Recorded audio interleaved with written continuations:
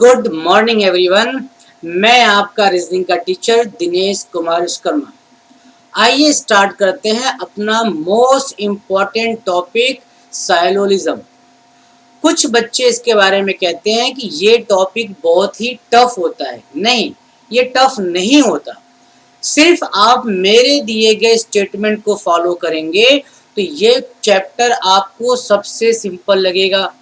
सबसे बड़ी बात यह है कि बैंक के पेपर में ये सबसे इम्पॉर्टेंट रोल अदा करता है।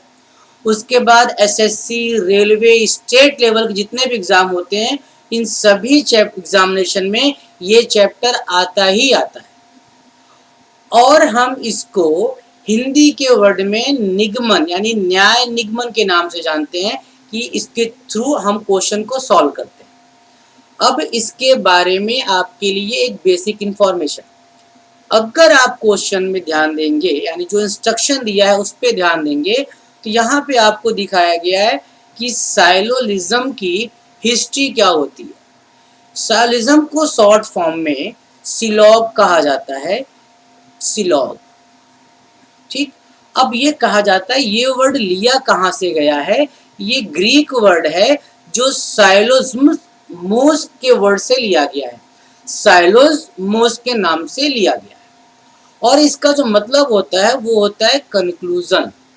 अच्छा, कंक्लूजन भी किस टाइप का? इन्फ्रेंस टाइप का, क्योंकि इन्फ्रेंस का मतलब होता है, सिंपल सा पॉइंट है, अज्यूम करने के बाद जो कंक्लूजन निकाला जाए, इट मीन्स इनडायरेक्ट कंक्लूजन को इन्फ्रेंस कहते हैं।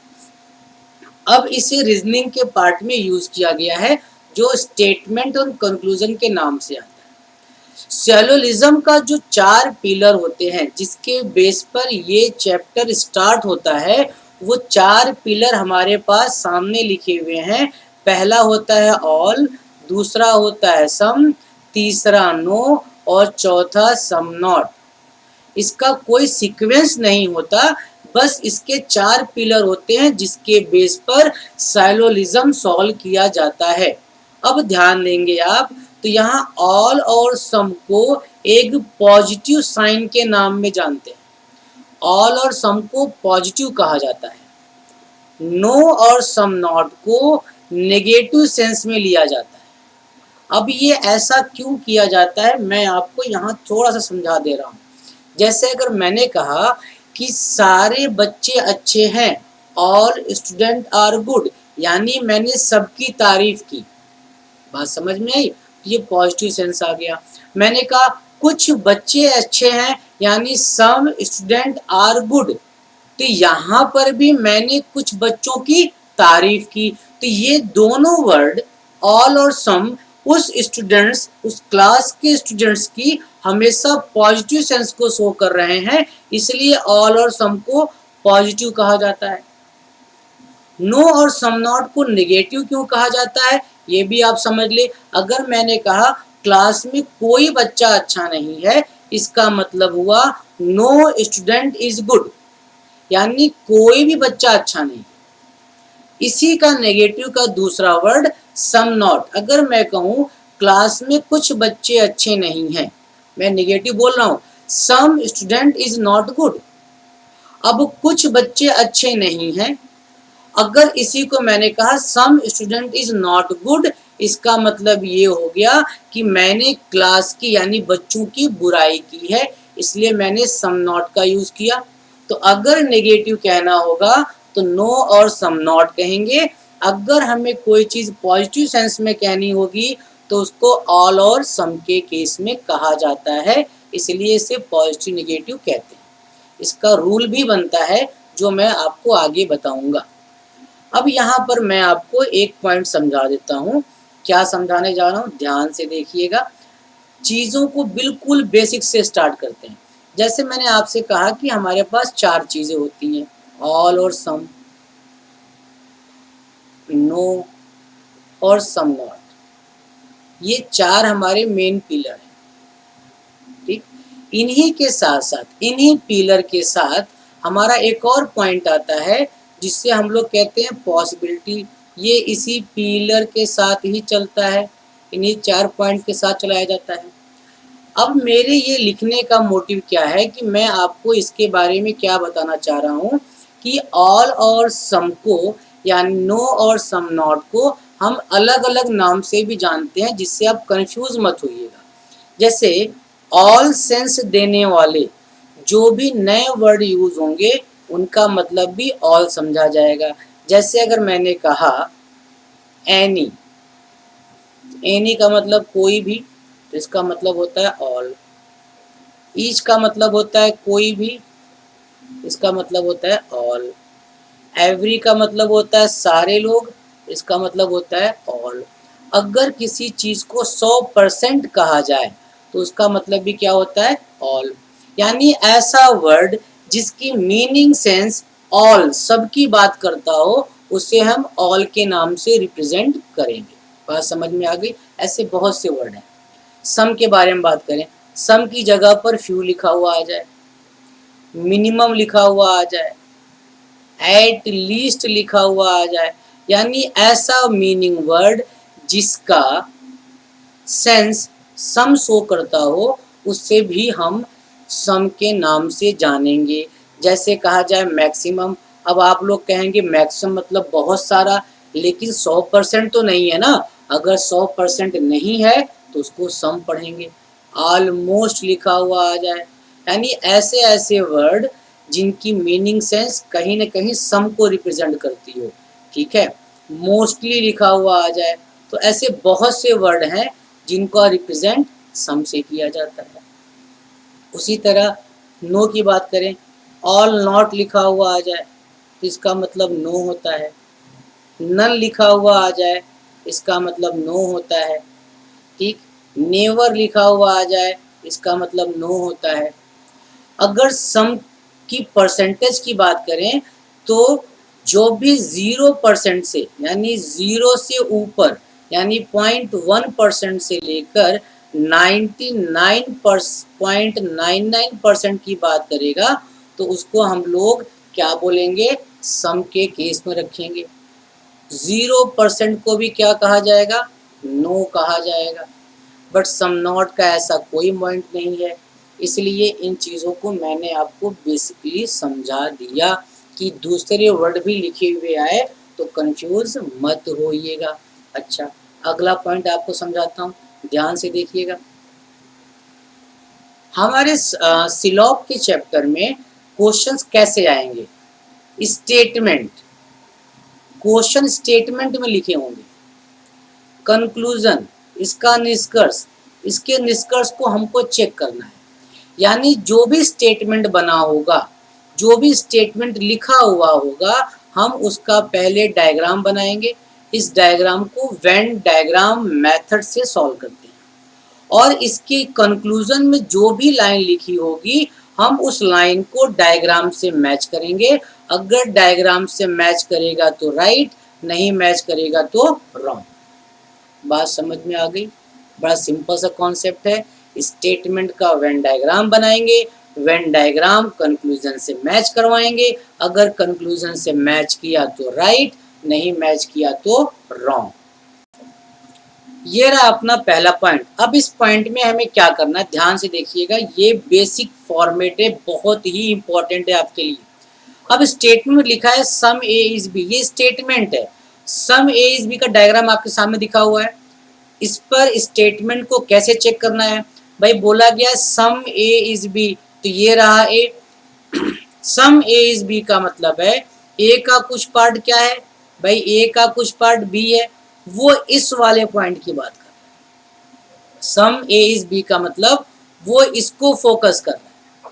यानी जब भी क्वेश्चन में, क्वेश्चन मतलब जब भी कंक्लूजन में इसी सेंटर वाले पॉइंट की बात की जाएगी तो कंक्लूजन राइट होगा, इसकी बात नहीं की जाएगी तो कंक्लूजन रॉन्ग होगा। बात समझ में आई?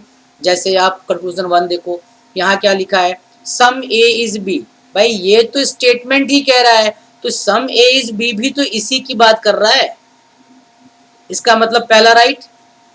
दूसरा सम बी इज ए, भाई सम बी इज ए का मतलब बी का कुछ पार्ट ए है, तो वो भी इसी पार्ट की तो बात कर रहा है। अगर वो भी इसी पार्ट की बात कर रहा है तो सेकंड भी क्या हो गया, राइट हो गया।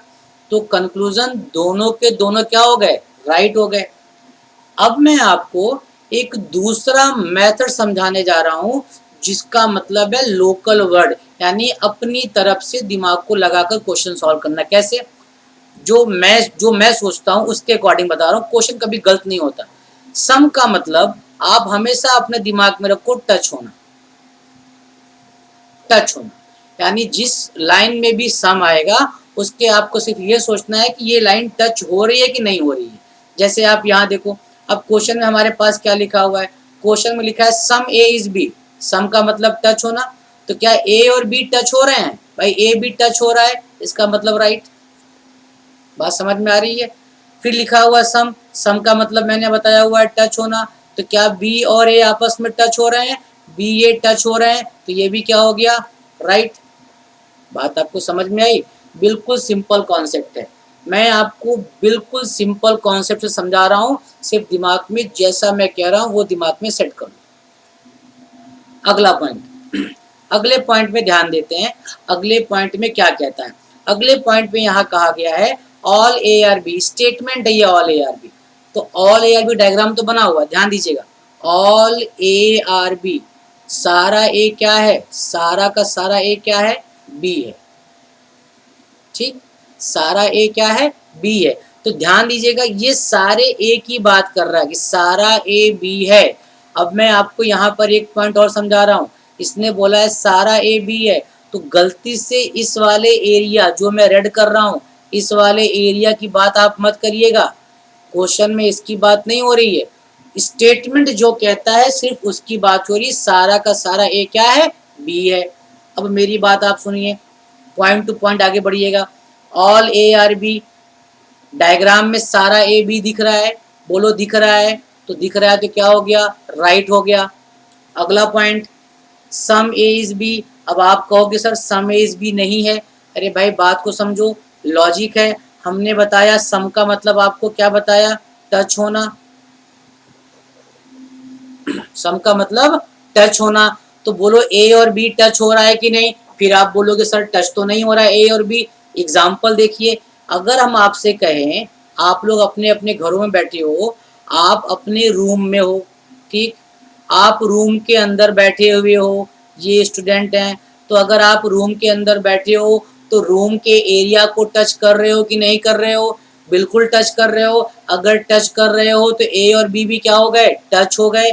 इसका मतलब दूसरा ऑप्शन क्या हो गया, राइट हो गया। बात समझ में आई?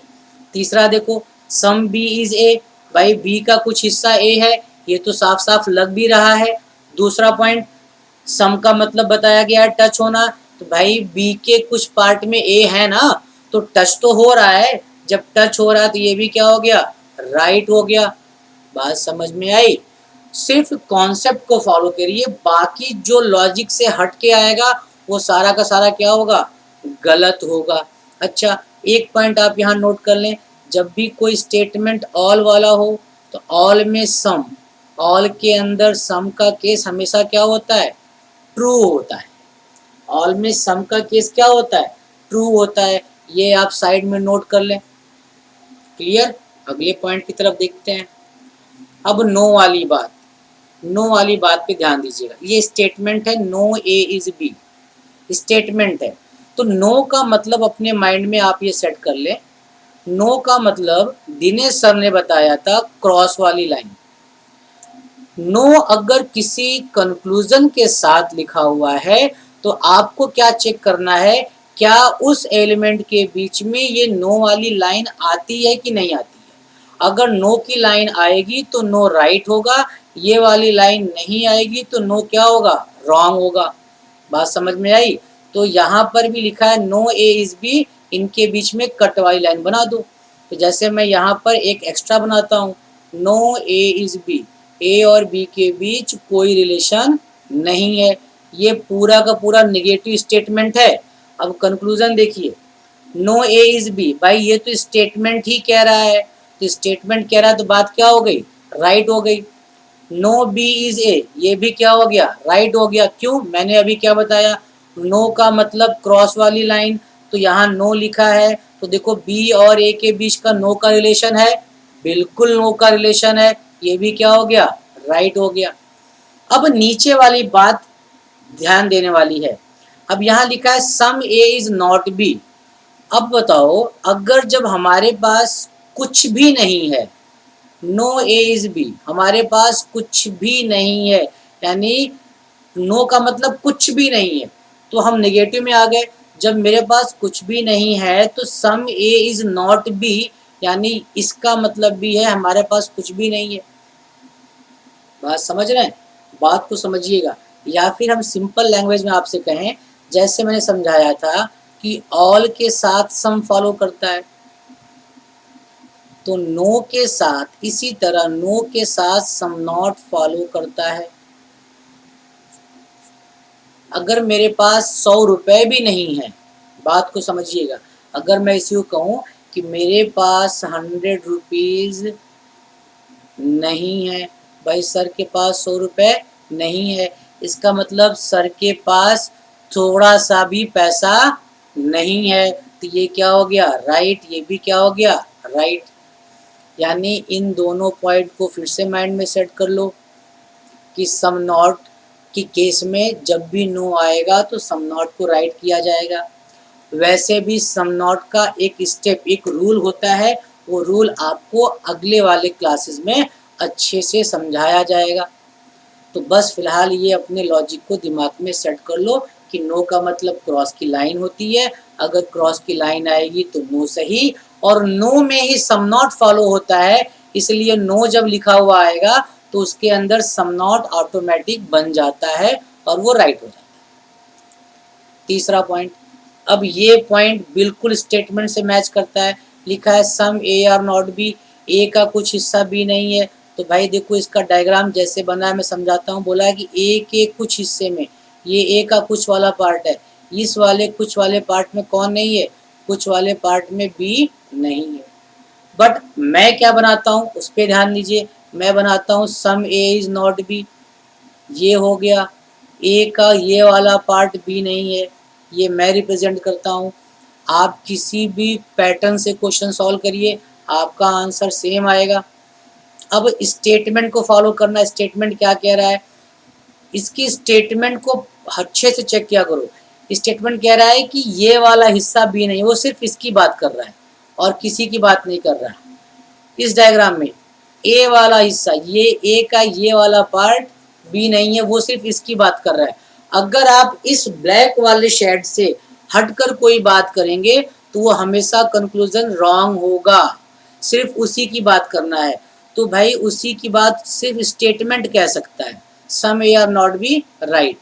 अगर गलती से आपने दूसरा स्टेटमेंट बना लिया, some B is not A, ये क्या हो जाएगा, गलत। अब एक और पॉइंट देखिए, मैं खुद आपको एक कंफ्यूजन दे रहा हूं। जैसा अभी आप सोचोगे सर आपने कहा था कि सम का मतलब टच होता है, अगर मैंने कंक्लूजन यहाँ पे लिख दिया सम बी इज ए, तो ये तो राइट होना चाहिए, क्योंकि आपने बताया कि सम का मतलब क्या होता है, टच होना होता है। तो बी और ए टच तो हैं, बिल्कुल बेटा, ये मैंने ही बताया था। लेकिन आप ध्यान से देखो, जब स्टेटमेंट नेगेटिव हो रहा है तो आंसर पॉजिटिव कैसे आएगा, बात को समझिए। सम का मतलब टच बताया गया था, हमने कंक्लूजन लिखा सम बी इज 8, देखने में लग रहा है कि टच है, लेकिन वो गलत होगा। क्यों? जब स्टेटमेंट नेगेटिव बातें कर रहा है तो उसमें आप अच्छी बातें करोगे, यानी पॉजिटिव बातें करोगे, तो आपको क्या कहा जाएगा, गलत कहा जाएगा। ये स्टेटमेंट का रूल है, इसलिए यहाँ पर ये दोनों चीज़ें रॉन्ग हो जाती हैं। और मैंने पहले कह के रखा है कि स्टेटमेंट तो बात कर रहा है नेगेटिव की, यानी इस वाले एरिया की, और इससे हटकर अगर आप बात करोगे, इस वाले पॉइंट की बात करोगे, तो आपको रॉन्ग कहा जाएगा। इसको मैं डाउट कह रहा हूँ, तब भी गलत हो जाएगा। बात समझ में आए? आगे बढ़ते हैं। अब यहाँ पर मैं आपको कुछ बातें अच्छे से समझा देता हूँ कि हमें रॉन्ग राइट कैसे करना है। जैसे एक एग्जाम्पल मैं आपको यहाँ पे देता हूँ, ध्यान दीजिएगा। मैंने यहाँ पे एक स्टेटमेंट लिख दिया, मैंने लिखा some A is B, some A is B. जितना मैंने पढ़ाया है उतने की ही बात करूँगा और सिर्फ उसी पॉइंट को याद रखो। फिर हमने यहाँ पे लिखा, एक और यूज़ कर लेता हूँ conclusion, some B is A, some B is C, ये कंक्लूज़न हो गया, सॉरी स्टेटमेंट हो गया। कंक्लूज़न पहला हमने लिखा ऑल ए इज़ सी, हमने सेकंड लिखा नो सी इज़ ए, हमने थर्ड लिखा सम बी इज़ ए। अब डायग्राम देखा जाए और डायग्राम बना के क्वेश्चन को मैं आपको समझाता हूँ। स्टेटमेंट का आप क्या बनाओगे, डायग्राम बनाओगे। सम ए इज़ बी, ए का कुछ पार्ट क्या है, बी है, बिल्कुल सही। बी का कुछ पार्ट क्या है, सी है, बिल्कुल सही। ध्यान दीजिएगा, आपको ए बी और बी सी के सेंटर वाले पॉइंट से मतलब है और किसी वाले पॉइंट से मतलब नहीं है। तो ऑल ए इज सी, तो क्या डायग्राम में सारा का सारा ए सी दिख रहा है क्या? देखिए मैं आपको एग्जांपल भी दे रहा हूँ, क्या सारा ए सी दिख रहा है? नहीं दिख रहा है, तो पहला पॉइंट क्या हो गया, रॉन्ग हो गया। नो सी इज ए, भाई देखने में तो नो लग रहा है, लेकिन मैंने समझाया है कि नो का मतलब क्या चाहिए, क्रॉस वाली लाइन। क्या ए और सी के बीच क्रॉस की लाइन है? नहीं, बिल्कुल नहीं है, ये भी गलत हो गया। अगर हम स्टेटमेंट की बात करें, सॉरी कंक्लूजन की बात करें, तो ऐसा बना होना चाहिए, ऐसा बना है, नहीं बना तो भी गलत हो गया। तीसरा सम बी इज ए, तो भाई सम का मतलब बताया गया था टच, तो भाई बी और ए आपस में टच है क्या? बिल्कुल बी ए टच है, तो टच है तो बात क्या हो गई, राइट हो गई। बात समझ में आई? तो ये क्वेश्चन का पैटर्न था और इसी बेस पर हम क्वेश्चन सॉल्व करते हैं। देखिए ये रहा आपका पहला क्वेश्चन जो सॉल्व करना है। स्टेटमेंट क्या लिखा है, सम बैट्समैन आर बॉलर, कुछ बैट्समैन बॉलर है। स्टेटमेंट का डायग्राम बहुत जरूरी है। ऑल बॉलर आर फील्डर, सारे बॉलर क्या हैं, फील्डर है। ठीक है, ये हमने बना दिया। अब आपको कंक्लूजन से मैच करना है। क्या लिखा है, सम बैट्समैन आर फील्डर, भाई सम का मतलब मैंने बताया था टच होना, तो भाई बैट्समैन और बॉलर, बैट्समैन और फील्डर टच है, बिल्कुल टच है, तो ये राइट हो गया। नो बॉलर इज बैट्समैन, भाई नो का मतलब बताया था क्रॉस वाली लाइन, तो क्या बॉलर बैटमैन में क्रॉस की लाइन है? नहीं है, तो ये क्या हो गया, गलत हो गया। ऑप्शन टिक क्या करना होगा, अगर पहला सही है तो only one follow, option number first. Question समझ में आया? अगले पॉइंट पे ध्यान दें। ये रहा आपका दूसरा question, some cat are rat, some cat are rat, all bat are table नहीं बनेगा, ऑल रैट आर बैट, सभी रैट क्या हैं, बैट हैं। अब जो सेकंड बचा है वो ड्रॉ कर दो, ऑल बैट इज टेबल, सारा बैट क्या है, टेबल है। ये हो गया आपका स्टेटमेंट। कंक्लूजन से मैच करो, सम कैट आर टेबल, भाई सम का मतलब मैंने बताया है टच होना, तो क्या कैट और बैट टच है, बिल्कुल टच है। ऑल बैट आर रैट, क्या सारा का सारा बैट रैट के अंदर दिखाई पड़ रहा है? नहीं दिख रहा है, तो दूसरा गलत। Third number, all table are cat, क्या सारा टेबल कैट के अंदर दिख रहा है क्या?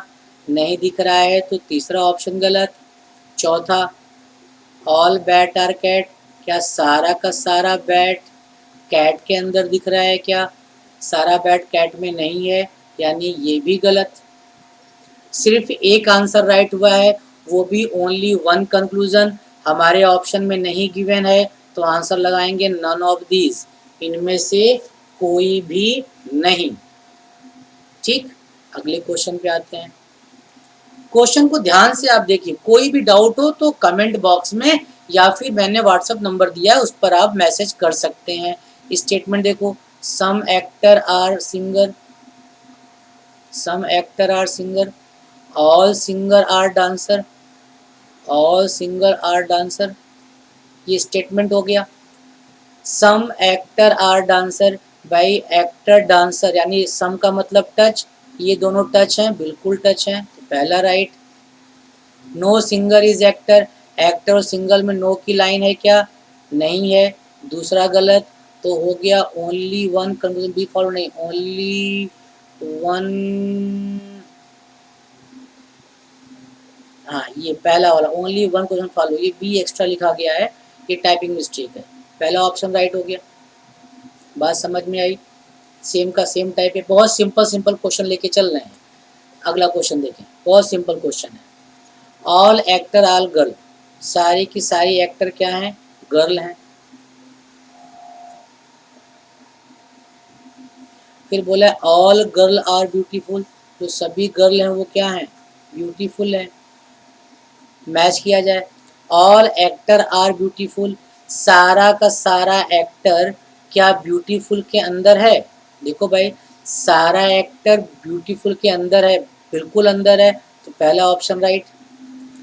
सम का मतलब होता है टच होना, तो गर्ल और एक्टर आपस में टच हैं, बिल्कुल टच हैं। टच कैसे हैं भाई? जब आप ब्यूटीफुल के अंदर हो तो ब्यूटीफुल का आप एरिया कवर कर रहे हो, तो वो तो टच हो ही गया। तो टच का मतलब क्या हो गया? राइट। और इसका मतलब है बोथ 1 and 2 फॉलो। तो मैंने यहाँ पे 3 से 4 बिल्कुल सिंपल सिंपल क्वेश्चन आपको बता रहा हूँ, सिर्फ मेरे दिए गए स्टेटमेंट को याद कर लो। ठीक, अगले क्वेश्चन पे ध्यान देते हैं। ये क्वेश्चन देखिए, ऑल विंडो आर डोर, सारा का सारा विंडो क्या है? डोर है। नो डोर इज वॉल, जो डोर है वो वॉल नहीं है।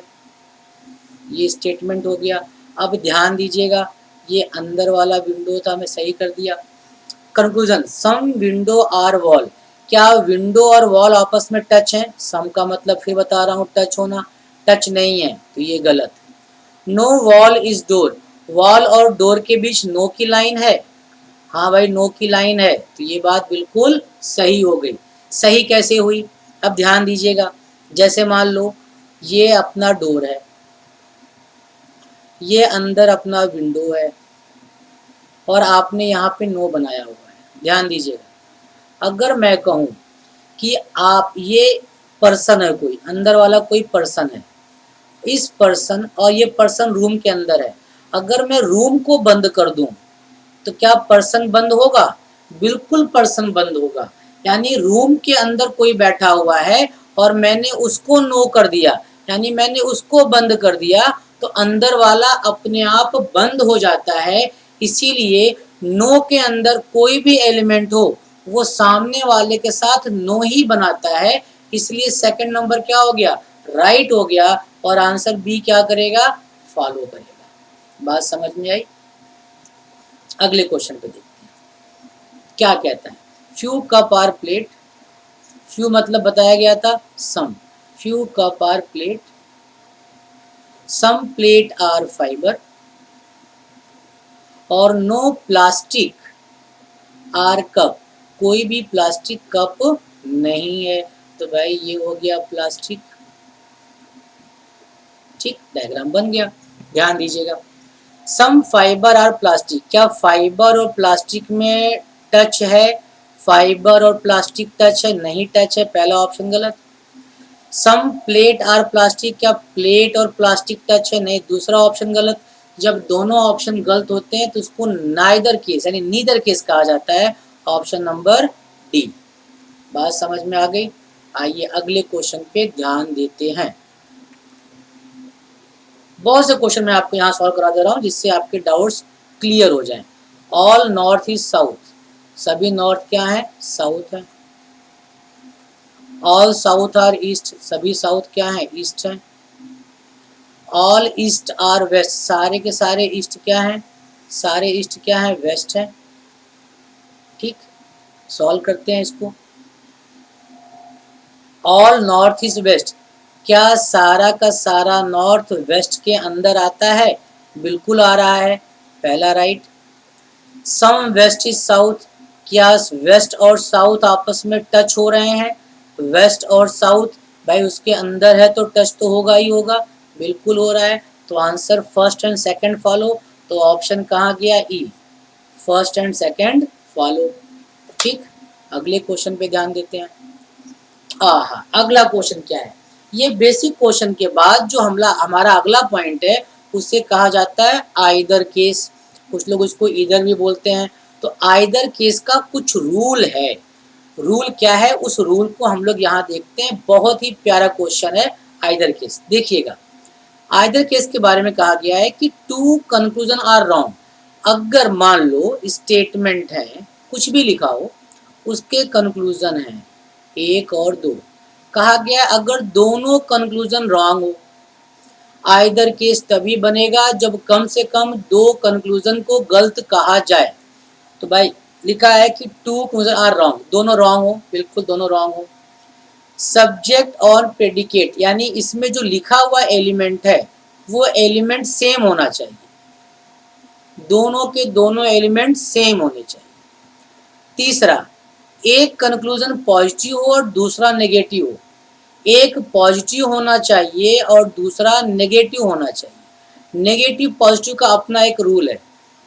अगर एक नो है तो दूसरा सम होना चाहिए। ये हो गया नेगेटिव पॉजिटिव।